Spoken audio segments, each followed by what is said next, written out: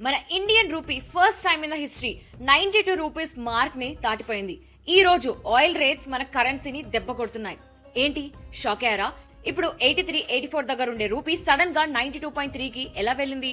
West ఏషియాలో war వల్ల crude oil prices jump అవడంతో మన కరెన్సీ వాల్యూ దారుణంగా పడిపోయింది. దీంతో ఆర్బీఐ ఇప్పుడు డైరెక్ట్ గా ఫీల్డ్ లోకి దిగాల్సి వచ్చింది. మార్చ్ 4th రూపీ 92 లెవెల్ కి బ్రేక్ చేసి ఆల్ టైమ్ లోకి వెళ్ళింది. ఎక్స్పర్ట్స్ వార్నింగ్ ఏంటంటే ఇది 95 కి వెళ్ళినా ఆశ్చర్యపడాల్సిన అవసరం లేదంటున్నారు.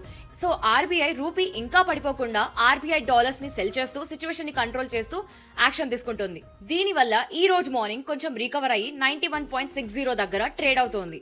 ఇంకా మార్కెట్ ఎఫెక్ట్ చూసుకుంటే రూపీ వీక్ అవడం వల్ల స్టాక్ మార్కెట్ లో హ్యూజ్ వాల్యుయేషన్ వచ్చింది. ఫారెన్ ఇన్వెస్టర్స్ దబా డబ్బులు బయటకు తీసేస్తున్నారు. సింపుల్ గా చెప్పాలంటే యుఎస్ లో చదువుకునే స్టూడెంట్స్ కి, ట్రావెల్ చేసే వాళ్ళకి ఇది పెద్ద బర్డన్. ఇంటర్నేషనల్ పెట్రోల్ రేట్స్ తగ్గితే తప్ప మనకి రిలీఫ్ దొరకదు. మరి ఇంతకీ రూపీ వాల్యూ 95 కి పడిపోతే మీ బడ్జెట్ కి ఎలా ఎఫెక్ట్ అవుతుంది? అండ్ కామన్ మ్యాన్ పరిస్థితి ఏంటి? Comment below.